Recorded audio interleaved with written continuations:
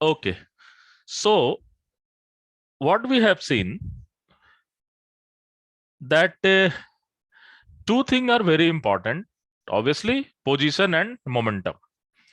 In classically, if you know the position and momentum of any system, then you can easily analyze the system in a very nice way with the help of Newton's law, as well as different techniques such as Lagrangian techniques or Hamiltonian techniques, that you can easily analyze the system. So position and momentum, and if I am talking about momentum, that means I am talking about conjugate momentum. So how this thing can be defined into quantum mechanics? Why we have defined this particular thing in a such a formulation? These all things are very important to understand. And also we will try to see how unitary operator will come into picture, and how it will create or it will just try to do different type of operation in a quantum mechanics.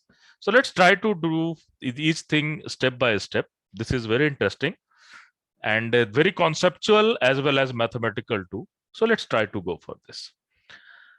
So my first question is that, or my first analysis is all about why we have taken momentum as minus I h cut d upon dx. I am just talking about one dimensional thing. So why I have just taken d upon dx. Otherwise, you can go for the partial derivative also, del upon del x. So this is my momentum operator. And we can see the significance of this particular operator, this particular I. Why this I is needed? I can understand that this h cut will be just adjust the dimension of momentum. So this is dimension of length and this will dimension of angular momentum. Then obviously due to this particular h cut, we have dimension of momentum. But thing is that why we need this I? This is very interesting thing. And if it would not there, then which type of problem can be there? So we can see that Hermitianity is the very important thing. That means if I am operating the operator to a kit and we are getting some result, and same time we are operating the operator to the bra, we will get the if exactly same result, then obviously this operator is identified as what? Hermitian operator. So let us try to figure it out, what is going to happen and how this square integrability will come into picture to define the harmonicity of this particular operator. These all things are interconnected. It is not that you can deal square integrability separately, you can deal momentum separately. If you will go for the very basic level of analysis, then each and everything is connected in a very nice way. So let's try to go for it. Suppose I am just going to calculate this particular number. Suppose this is psi2 and we are just going to operate px on psi1 kit. If I am writing this thing, what is meaning of that? Meaning of that, I am operating px on psi1. And suppose I just want to operate px on psi2, then what I have to do? I have to put px here, and that will be something called px dagger, isn't it? When I am just going to operate on this psi2, this will be px dagger. We have seen this thing into analysis of operator and all about the analysis of this correspondence principle between the operators. So what is meaning of this thing? Meaning of this thing is very interesting. I am just using the spatial or position representation of momentum, and we can write something like minus infinity to plus infinity. This is psi2 star, and we have minus ih cut del upon or d upon dx. I can put it here because this is I am just going for one dimension. So this psi1 dx by dx, this is my equivalent to this particular thing. Now what I am going to do, I am just doing it integration by parts. I am just trying to go for integration by parts. I am just keeping this minus IH cut outside this integration. So this thing is something like minus IH cut, and we have this particular thing psi 2 star d psi 1 upon dx and dx. And obviously we are going from minus infinity to plus infinity. And let us try to do this thing for the integration by parts. So what will happen? When we are doing it integration by parts, then you can see we have to obviously integrate it, and we have to keep this function same as this one. And so what you will get? You will get the first term is, and I am taking this minus IH cut outside. So this value is psi 2 star psi 1. And obviously we have to go for minus infinity to plus infinity. And second part is, and I can take this bracket, minus sign. We have to integrate it and we have to differentiate it. Then what will happen? We have to just go for d psi 2 star upon dx. And if we are going to integrate this particular thing, then we have psi 1 dx, obviously from minus infinity to plus infinity. Are you getting this picture very clearly? Yes? And now look at the beautiful part. What will happen to this function? 0. This function will 0 because we have assumed that this is a square integrable. Are you people comfortable? If it will not square integrable, the story will not going to complete. And yes, if we are assuming this is a square integrable, then what will happen? The first term is 0 and second term will be minus minus minus. This thing is something go from, and this will be something plus IH cut minus infinity to plus infinity d psi 2 star upon dx psi 1 dx. And what is this particular thing? How you can write into this particular way? You can write this thing as psi 2, and you have operate your momentum operator on the bra. So why this will be positive sign, isn't it? I can take this positive sign here and we can write this thing something like this, and this value is psi 1. So look at what is going to happen. If we are operating px on psi 1, we are getting the exactly same thing that we are operating px on psi 2, isn't it? We have this particular condition. Psi 2 px psi 1 is equal to psi 2 px psi 1. Look at this thing is enough to tell you that px is nothing but Hermitian operator. But why I can prove this is Hermitian operator? Because this is a square integrable.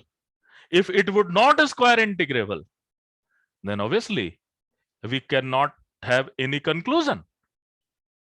Are you getting my point? Yes, sir. समझ रहे हो ये चीज कि square integrability और momentum का Hermitian होना, ये दोनों एक दूसरे को सपोर्ट करते हैं. If you don't have momentum as a Hermitian operator, and it is due to fact that we are using I here. If I would not use I here, leave the minus sign along, you can define operator IH ka d upon dx. Due to some sign convention, we have taken this minus sign. That is different issue. But the most important thing is using this I. If I am not going to use this I, then the thing will be very much horrendous. I will urge you, I will just request you that try to do this operation without I. You don't have this type of situation. You will have this thing is something like minus d upon dx, and so this is not a Hermitian operator. So you can prove that d upon dx is not a Hermitian operator. But while I am using the I part here, it is the Hermitian operator. And hence, We can prove it Hermitian operator because my psi is square integrable. Are you people going to understand this thing? Yes, sir. So let's try to go for another way. अब दूसरे तरीके से इस चीज को हम देखने की कोशिश करते हैं. And let's try to prove what is the condition when we will get this particular thing as a square integrable. This is another thing. Is that really associated with the momentum, or I am just creating unnecessary aura of this particular thing? Let's try to go for this, and you will surprise that this question was, I think 2 years before, was asked into the TIFR examination. So let's try to go for next level. Are you people comfortable? Sir एक doubt Yes, है sir. मुझे. हाँ बताइए. Sir phi 2 px और px phi 2 same होते हैं, मतलब यहाँ हमने जो लिखा है वहाँ. ये हमने प्रूफ किया ना, सेम है तो ये. हाँ अगर सेम है तो ये हर्मिशियन है. नहीं सर, वो नहीं है. ब्रा के टर्म में जो हम पहले लिखते हैं ना, आप पहला वेट फर्स्ट मुझे समझ में आ रहा है. आप आई h cut d upon d x अगर साई के ऊपर ऑपरेट करोगे तो साई स्टार के ऊपर क्या ऑपरेट करोगे? I h cut d upon d x psi star. Are you getting my point? Yes sir. So I think actually मैं जो फर्स्ट लिखते हैं ना ब्रा में, वो पूछ रही हूँ. this is bra. मतलब That means this is psi हाँ, psi star. yes. So this is your psi star. And if I am writing something like this, if operator will operate on kit, you will get some kit. So this is new kit. And this new kit can be written something like this. Are you getting my point? This whole thing is equivalent to this one. Okay? Okay, sir. Where is confusion? I think you are confused Sir, here. No, sir. Actually, what I am asking is the last step you have written. What This we step. have proved is psi 2 px. Yes. Yes. Yes. Psi Yes. 2 px. Na? Hmm. So is it, means I'm asking ps psi 2 and during first in bra, is it equivalent that we can write it as px psi 2? Yes. If you are writing this thing, you can write it this thing also. Okay? Both are equivalent, na? I have proved that this is equal to this. Then only I can say this is Hermitian operator. Are you getting my point?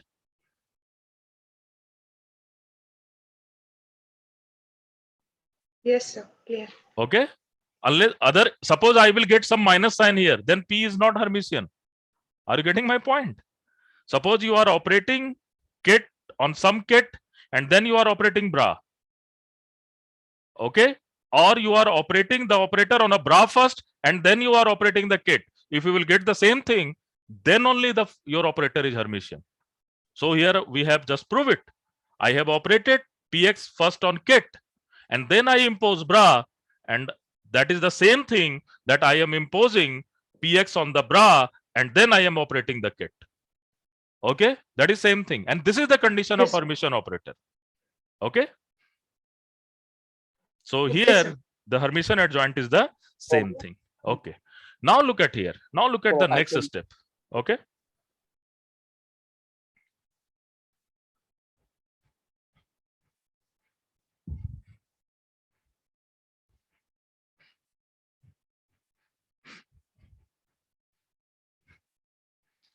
now suppose I have expectation value of minus infinity, or I can write, I just want to calculate this particular thing, psi star h cut minus I h cut d psi upon dx into dx. Can I do this thing? Yes, I can do it.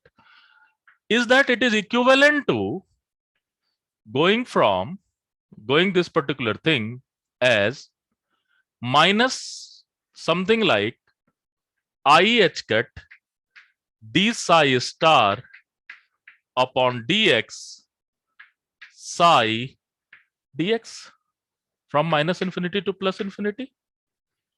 Are you people comfortable? Yes, Yes, sir. Yes. Sir ये whole star है, whole star मतलब means, bracket अरे भाई star. ये मैंने यहाँ पर इसके ऊपर ऑपरेट किया है. Where is bracket star? इसको मैं इस तरह लिख सकता हूं या नहीं लिख सकता हूं? Yes, sir. I can Yes, sir. write it. Okay, I can Okay. write it. These two are equivalent thing from the last problem. We have proved. Hence, this minus IH ka d upon dx is Hermitian operator. I can operate it on a ket, or its adjoint can be operate on bra. We will get the same thing. This is all about Hermitian operator. Yes. So now, Yes. hence this is negative sign. I can take it here. So what will happen? Minus infinity to plus infinity. So I can have IH ket. And what is this thing? Psi star d psi upon dx plus, going for integration, minus infinity to plus infinity, psi d psi star upon dx must be equal to 0. Isn't it? हो सकता ना? This is very interesting. And if it is Yes. true, then I can write this whole thing is that psi star psi d psi star psi upon dx minus infinity to plus infinity, that must be equal to 0. लिख सकते क्या? Look at beauty of calculation. And now this can be equivalent to dx is cancel out. What you have integration minus infinity to plus infinity d mod psi square must be equal to 0. Yes. And what is this integration? What is this integration? Quality. That is mod psi square. That is all about the mod psi square. So that means mod psi square from minus infinity to plus infinity, that must be 0. And this is actually condition of what? Square integrability.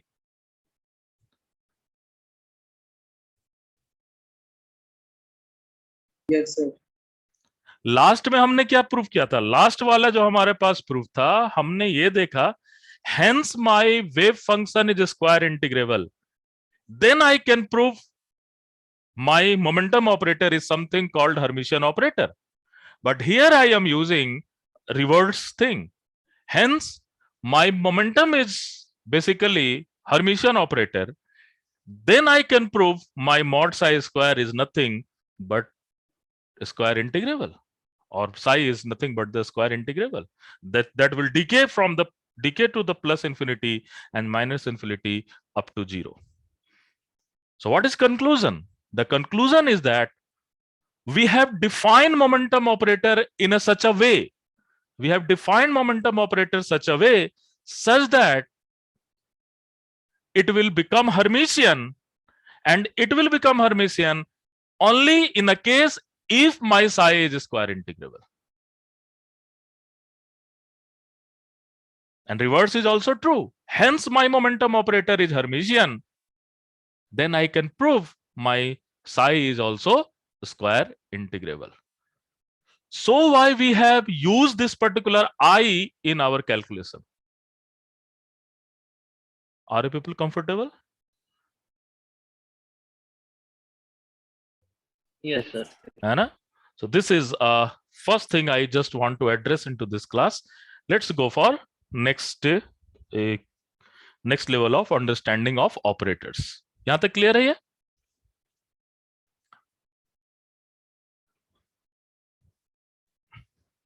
Yes. Okay. Now, let us try to go for one first mathematical identity. Suppose I have some function exponential a d upon dx, or del upon del x you can use.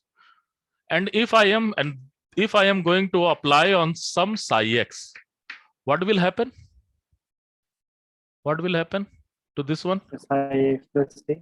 This will be equal to 1 plus a d psi d upon dx plus a square d square upon dx square by factorial 2, and so on. We are just operating on any state psi x. Okay, so any state psi x. So what will happen? This value is equal to psi plus a d psi upon dx plus a square factorial 2 d square psi upon dx square, and so on. And you know, this is all about the Taylor expansion of psi about which point? About x. So this mathematics will tell you, if I have something like exponential a d upon dx, and if I am going to operate on psi x, then I will reach at psi x plus a. So this is very interesting thing. And this is just a simple mathematics, nothing else. Now, let us try to use the unitary operator. So what is unitary operator? Why we have just included different type of unitary operator? We will just try to see. What will be unitary operator? Unitary operator is something u dagger, u is equal to what? I, or u dagger is equal to I, both are same thing, isn't it? So this is the case of unitary operator. And we have a intuition, which type of function can be there? We can easily have this kind of situation. E to the power I theta into e to the power minus I theta, this will be always 1, isn't it? We have mathematical basically experience of this particular function, e to the power I theta into e to the power minus I theta. Obviously, if this will be z, then this will be z star kind of thing, and this will be 1. And this thing will help us to create a different type of operation. This will just help us to create a different type of operation. Let us try to go for it. देखते हैं वो किस तरह के operation हम create कर सकते हैं. And you will see that why momentum is so important into quantum mechanics. And you will see that momentum operator is actually generator of translation. It will just provide the particle to translate from one point to the another point. Let's try to go for this particular calculation and this particular formulation of unitary operator. Okay, so let's try to go for a operator, T operator, which is basically identified as translation operator. And what is this T operator? I can write this T operator as exponential I A P upon H cut. This is your T operator. Now, what is P? And if I can go for one dimension, I can go for Px. Yes? The T stands for translation. हाँ, this is something for translation. कुछ तो notation देना होगा ना? So I am just using this thing. अलग-अलग operator का अलग-अलग नाम दोगे. ठीक है? Okay, sir. Okay. And now look at this thing, exponential I A Px upon H cut. What is this equivalent to? And you can find this is nothing but the unitary operator. Isn't it? T dagger T is equal to I. Yes?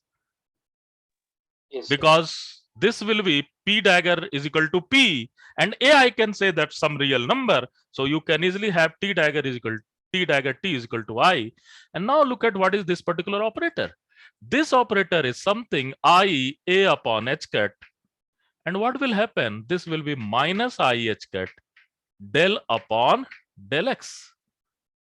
Isn't it? And what will happen? This H cut is cancel, and this will be your famous operator, that is, or famous mathematical function, that is A del upon del X.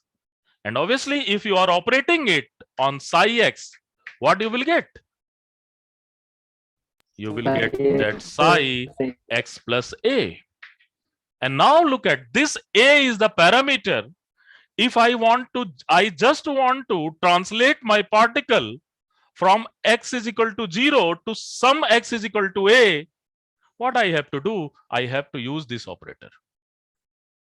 And if I am going to operate this operator, exponential IA px, or I am writing px upon h cut on psi x, then obviously this value is equal to psi x plus a.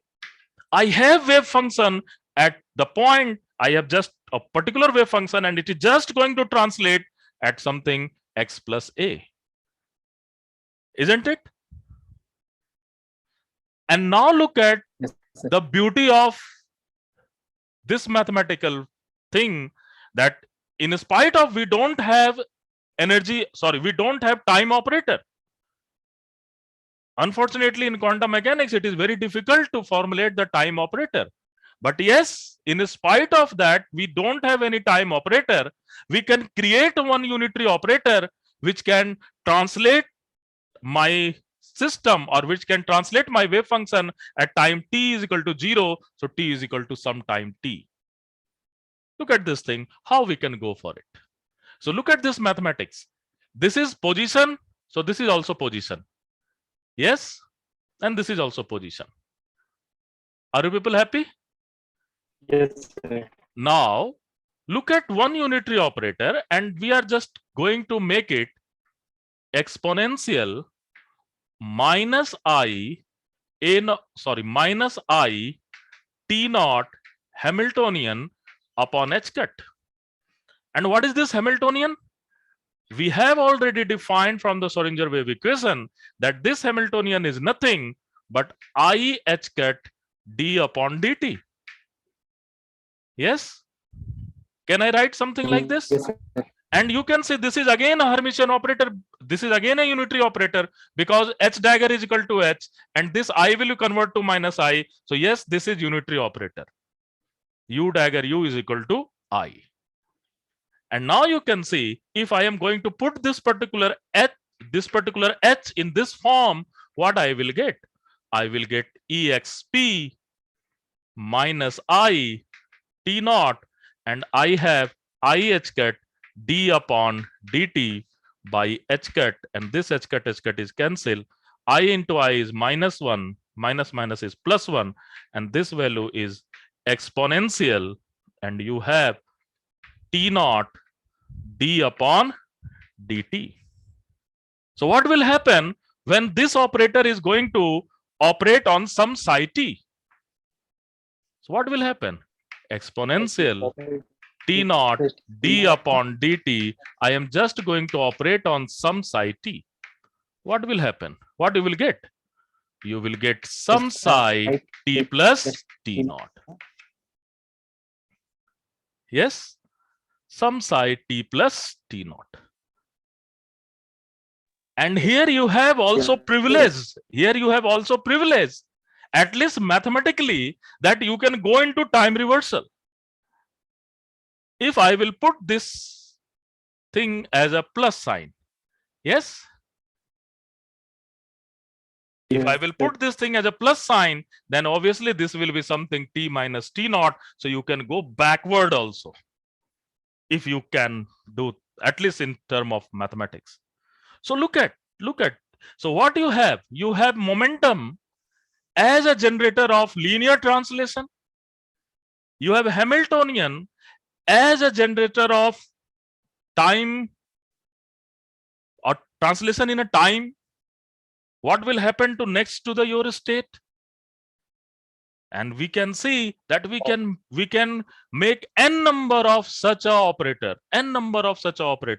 For example, rotational operator.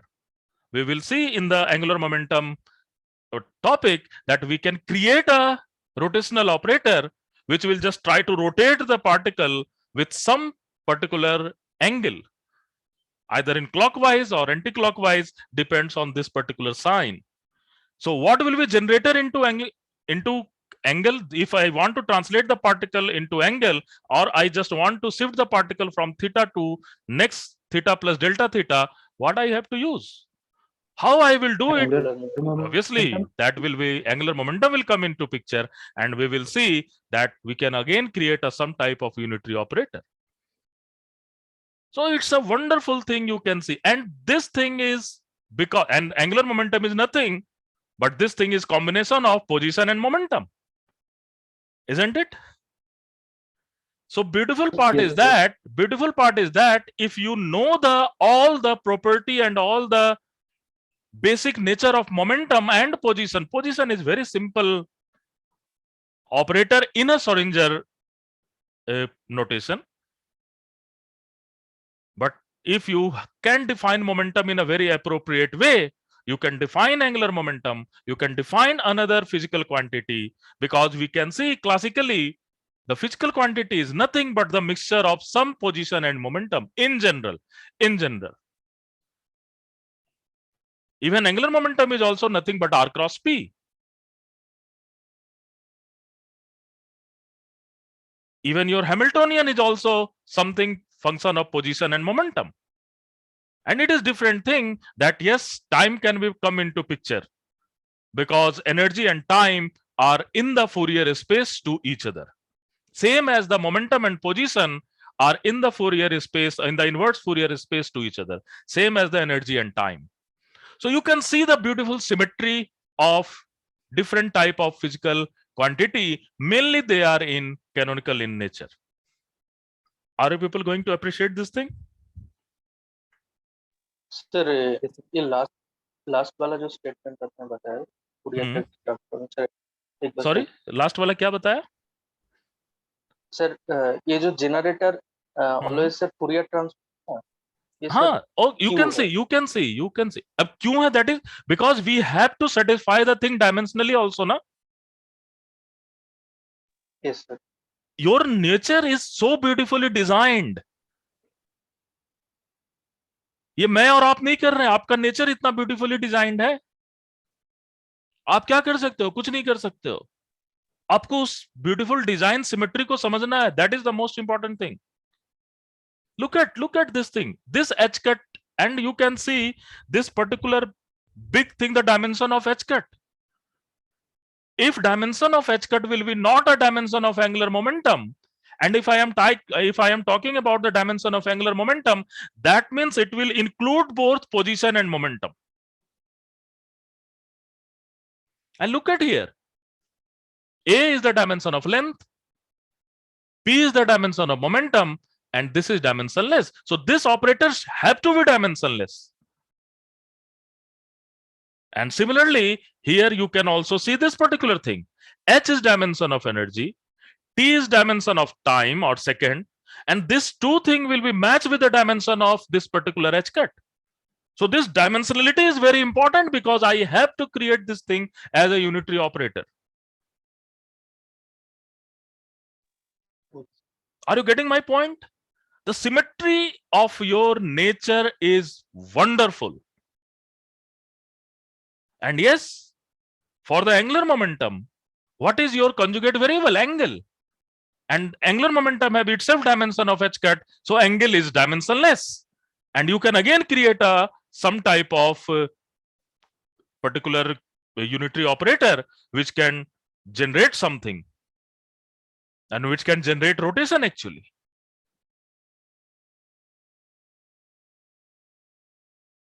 Are you people going to touch the feeling of this particular mathematics?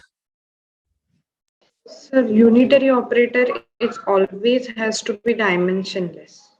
Then only you can have, now look at this particular thing, e to the power I theta type of thing, isn't it? Then only you can do Yes, this it is particular angle. thing. It is not, yes, I am yes. talking about angle. It is, I am not talking about angle. If I am talking about taking some exponential function, then that inner part should be dimensionless. Yes, Are you sir. getting this? Correct. So why we are using, and this thing is just coming from our very basic class 12 mathematics. The usage of complex number. You can see the usage of complex number. This I will make our life so beautiful that we can, anything in abstractness, we can deal it with this. So why quantum mechanics is there? Isn't it? You can see this role of this particular Mr. I. This is huge. This is huge. You cannot ignore it. Okay? Yes, sir. है ना? So this is a very interesting thing we can see. Now, why I am discussing all this thing? I am discussing this all thing because if sometime you have this sort of problem, you can, even if you are not practicing lot of problem, you can go into correct way. You can go into, you can just use this concept. Okay. And not only for the examination, to understanding this thing in a very nice way. Okay. Yes. Okay. So this is a wonderful thing. Now, let's go for a next thing that is all about how we can look at in a classical mechanics, we itself, our that physical quantity itself evolving with a time. Our physical quantity is itself evolving with the time. Let's see what will happen quantum mechanically and how we can connect the quantum mechanics to our classical mechanics result. Is that they are entirely different, or there are some connection, at least mathematically? Let's try to go further. There are some connections. Obviously, there are some connection. Obviously, there are some connection. So look at what I want to know. I just want to know what will happen to my expectation value of A with time. What will happen to this particular guy? Maybe this A expectation value of A may be function of time. There are a lot of time you will find this type of situation. We will try to do some problem based on this. So I just want to see the expectation value, how this expectation value of A is evolving with the time. And if it is evolving with the time, how I can analyze this particular expectation value of A? What is its physical meaning? Obviously, if I will ask superficially, I will tell you, okay, this is average. But how this average will be connected to our real world? This is very interesting. So let us try to go for it. So obviously, the mathematics will deal it in a nice way. So what I have to do, I have to just go for d psi A upon psi dx, isn't it? Can I Yes. use this thing? And obviously, here I can, this psi can be function of time, this psi can be function of time, this psi star can be function of time, this A can be also function of time. So there is not any problem. It may be function of time, it may not be function of time, depends on situation. Okay, so what will happen? We have del psi star upon del t A psi dx. Obviously, we will go for minus infinity to plus infinity. The second term is minus infinity to plus infinity psi star del A upon del t psi dx plus, what will do the third one?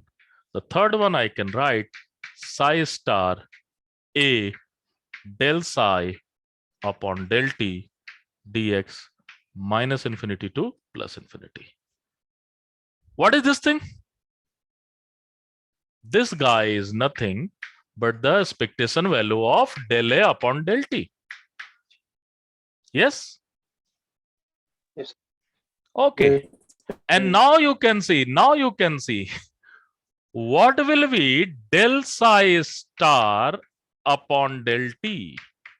I can write del psi star upon del t as equivalent to 1 upon I h cat h psi star or psi star h. Psi star h, isn't it? Because it is operating on this particular bra part. So I am writing it on a right side. And what will happen? Del psi star upon, del psi star upon del t.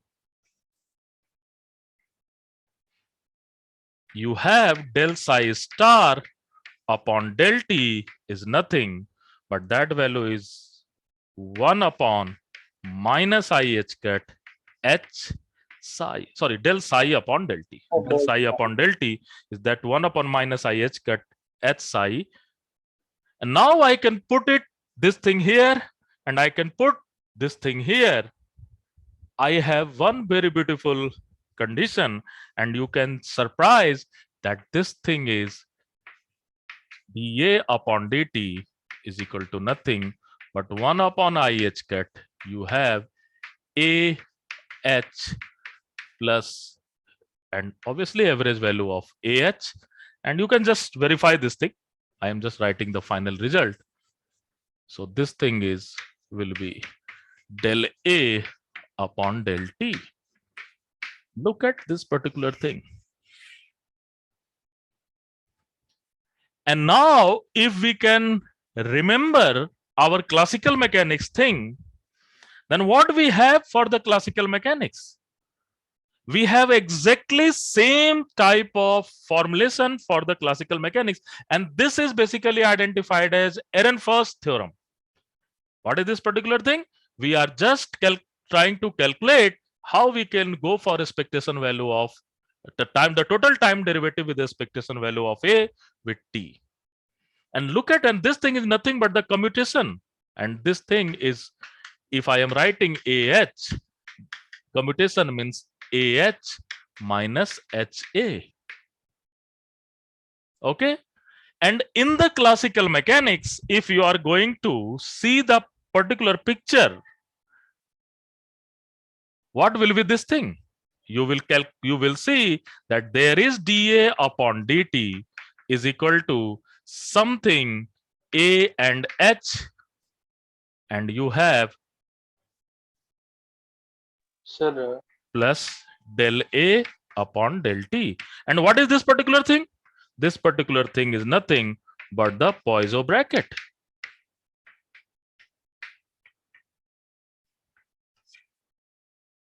Yes? Yes. Remember this thing in the classical mechanics? Yes. And this is the same Hamiltonian.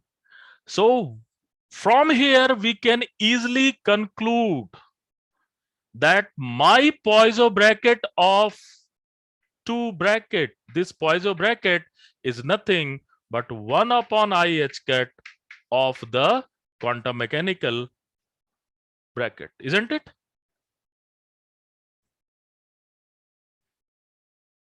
And the best part of thing is that whatever with a classical physical quantity, the best part is that whatever with a classical physical quantity A, this is nothing but the expectation value of A in a quantum mechanics.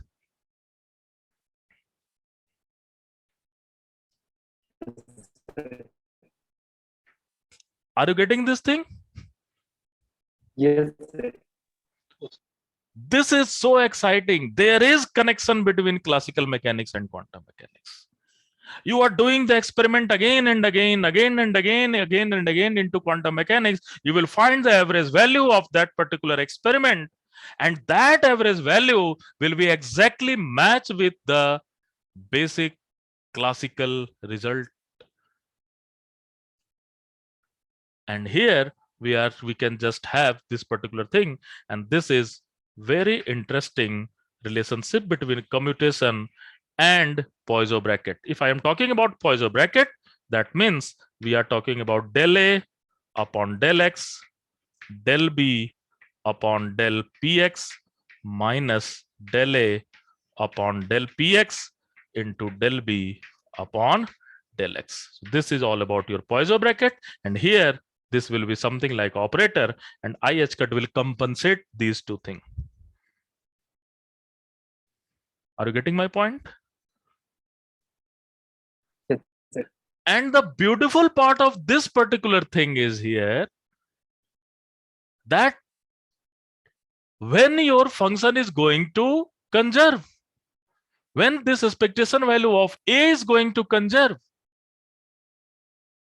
obviously when d upon dA upon dt is equal to 0. And if I have a operator which is not explicit function of time, then look at what is going to happen. or in general, we will go for only those operator which is not an explicit function of time currently in general, but sometime it may be explicit function of time. Then you can just see what is going to happen.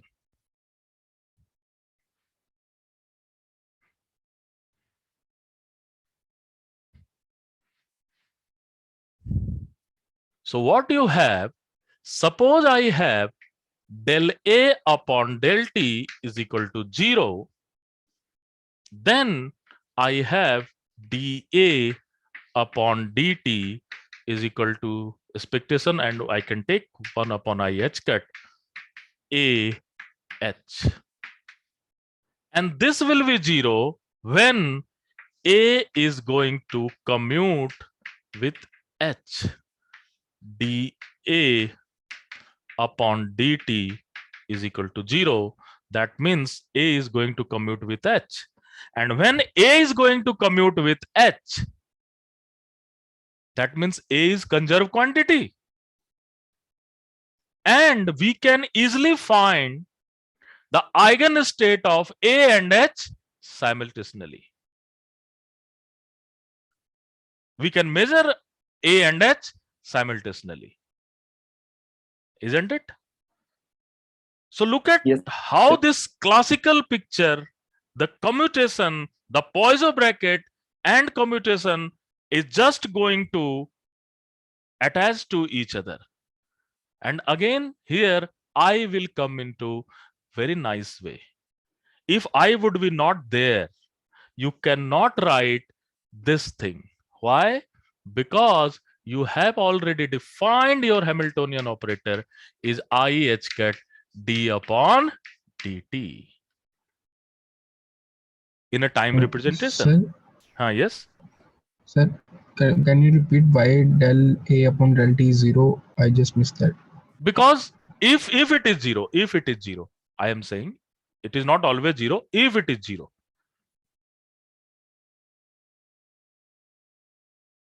are you getting my point?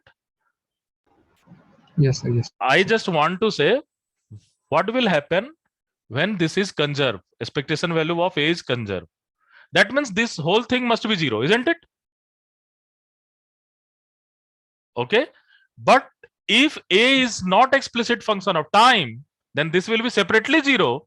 That means at that particular time, A should be commute with the Hamiltonian. A को किससे commute करना पड़ेगा? Hamiltonian से commute करना पड़ेगा.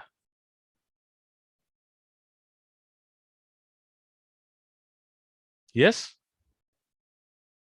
Yes, I got it, sir. Okay. So this is a wonderful thing you should understand in a very deep manner. Because this commutation will come into picture only when I have used this H psi is equal to IH cut d upon dt psi, or psi H is equal to minus IH cut d psi upon dt. Remember this thing? Then only this commutation will come into picture.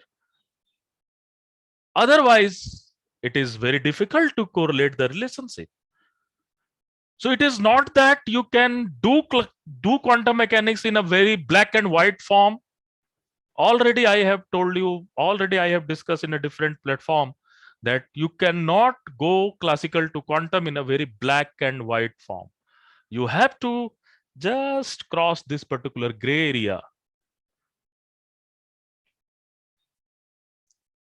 The main agenda is that I just want to understand the system. I just want to see the observation. And classical and quantum both are the very beautiful tools, and they are well connected tools. And both are just giving us a lot of leverages to use the mathematics and conclude the final result. Isn't it? So I will stop here because batao. Sir, one thing I'm not able to understand, that if A is not explicit function of time, dA by dt will be 0. Then this implies that AH will commute. if this is not explicit function of time, then this a will be constant when this will equal to minus of this thing. That's it. Okay, sir. Okay, that is different issue. That is different issue. Listen, where is real problem? Real problem is that when a is not explicit function of time. If a is explicit function of time, you can just analyze it in a very different way, that okay, it is evolving with the time or not. Are you Yes, getting my sir. point? We have, Yes, sir. है ना? So ये चीज आपको समझने की कोशिश करनी चाहिए. ठीक है? So obviously we will take this reference again and again when we will do the calculation, because from the Monday we will just go for the application part of this particular postulates and this particular tools. But before that, you have to just finish all this thing. So tomorrow I have it actually little bit short of time. So tomorrow I will just go for little bit of Heisenberg picture, and then we will try to solve 3 and 4 beautiful problems. Okay. Yes, sir. Okay, sir. Sir, Sir,